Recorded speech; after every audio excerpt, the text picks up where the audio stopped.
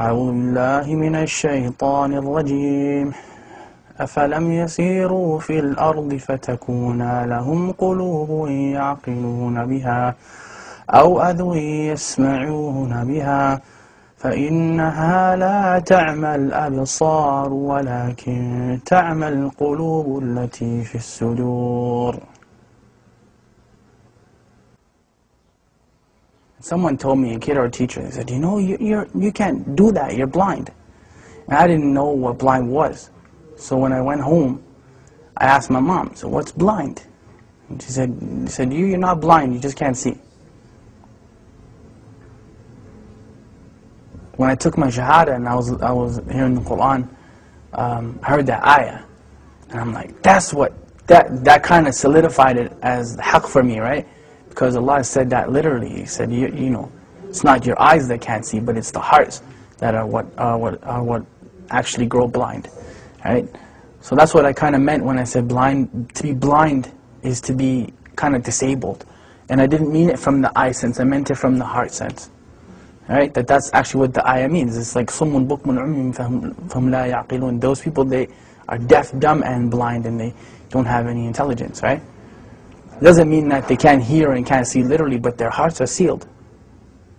So they don't hear or see because of the seal that's on their hearts. Those are people that fail to understand what Islam is. Some of them are Muslims claiming to be, and some of them are not.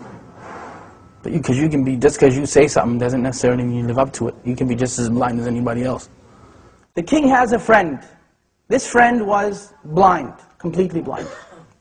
Came to this ghulam, Jazakallah khair, he said, I'll give you all my wealth, all of it, if you heal my eyes. And the ghulam, he said that I am not the one who heals, Allah is the one who heals, but I'll make dua for you. But you have to believe in Allah. So of course, Allah healed that friend of the king's eyes and he became Muslim.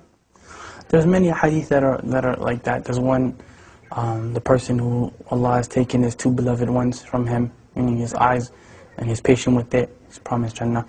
There's a lot of stuff. It's empowering when you think of it, right? It's empowering because we're taught, وَإِذْ أَصَابَتْكُمْ مُصِيبَةٌ قَالُوا إِنَّا لِلَّهِ وَإِنَّا إِلَيْهِ رَاجِعُونَ. Like when a calamity comes to you or a trial comes to you, then you say, from Allah we came, into Allah we return again. And أُولَٰئِكَ عَلَيْهِمْ صَلَوَاتٍ مِّن رَبِّهِمْ وَرَحْمَةٍ. Then those people have special mercy from their Lord. وَأُولَٰئِكَ هُمُ الْمُهْتَدُونَ. And they are the people who are guided. You know, so it's important to empower yourself with that. Because really, I mean, you're never powerless, ever. If nothing else works, you can still make dua silently, right? As long as you can think and your heart is alive, you can make dua. So you're never actually powerless. And that's the message that I try to give people. It's empowerment, you know. You can never say that the Muslims are powerless. It's silly, you know. You can talk to Allah, who's better than Allah to talk to, you know what I mean? So you call your MP, congressman, and this man, and that one, and the third one. And they may or may not help you, but Allah always listens, you know. Food. Food. Link, 1, not link what food provoke desire. 10, link extravagance in food and drink during Ramadan. 100 link ruling on smelling food and drink. Maybe I should do this.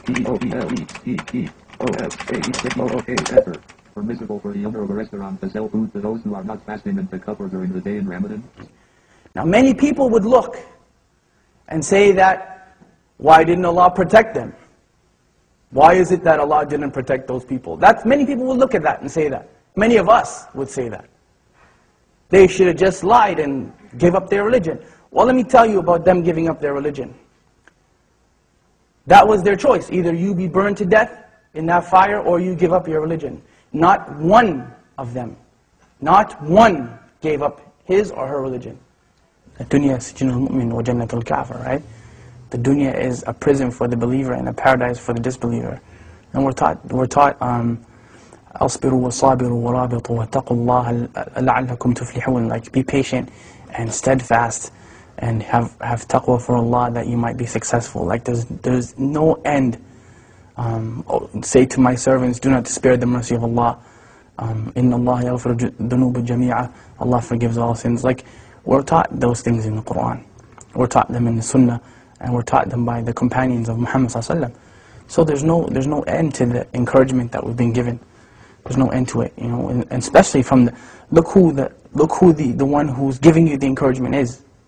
SubhanAllah. Like, it's not just people get that twisted when we think that, you know, Quran is just kind of a book where we read it in a nice voice and we recite it in Ramadan, but it's the kalam of Allah, like it's the literal speech of Allah. So who better to encourage you than, you know, than Allah subhanahu wa ta'ala, right? In anything, I mean, not being able to see, in a wheelchair, poverty, whatever your issue happens to be, who's better at encouragement than Allah? I mean, we can remind you, but the source is from Allah subhanahu wa ta'ala. Inna dhikra tanfa'al mu'minin, you know, remembrance, reminder benefits the believers. Right? Oh, for two. You got it, bro. Yeah, you kidding, right? No, wallah, you did it. Alright. I get it. Oh! I'll switch. Bismillah. Buna, you got that one, right? I got it. That was a good one. That was the best. We can go home now and pack that one up. That was a good one. إِنَّ الَّذِينَ آمَنُوا وَعَمِلُوا الصَّالِحَاتِ, those who believe and do righteousness. لَهُمْ جَنَّةٌ تَجْرِي مِنْ تَحْتِهَا الْأَنْهَارُ. And that's the proof that I'm using. Allah promised those people that. Paradise and gardens under which rivers flow. And this is the important part of the ayah when we say, ذَلِكَ الْفَوْزُ الْكَبِيرُ. That is the tremendous victory. There's no victory besides that victory. How it looks doesn't matter. Who cares that people may see them as being defeated? They weren't defeated. It only looks that way. They were not defeated. I'm sorry. No one in Jannah is defeated. Nobody. Absolutely nobody. They made it into the paradise of Allah subhanahu wa ta'ala, and they had to go through fire to get there. And that is the second thing you want to take from them. They had to walk through fire. Their children had to go through fire. They had to go through it. Their wives and their husbands and mothers and fathers all had to go through it. You don't have to go through fire. You don't have to do that. What do you have to do? Two things. Two things. أطيعوا الله وأطيعوا الرسول. Obey Allah and obey His Messenger. أعوذ بالله من الشيطان الرجيم. هو الله الذي لا إله إلا هو عالم الغيب والشهادة هو الرحمن الرحيم.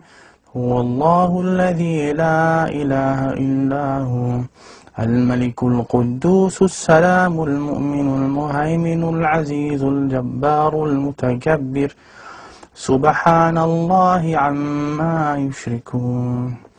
هو الله الخالق البارئ المصور له الأسماء الحسنى يسبح له ما في السماوات والأرض وهو العزيز الحكيم.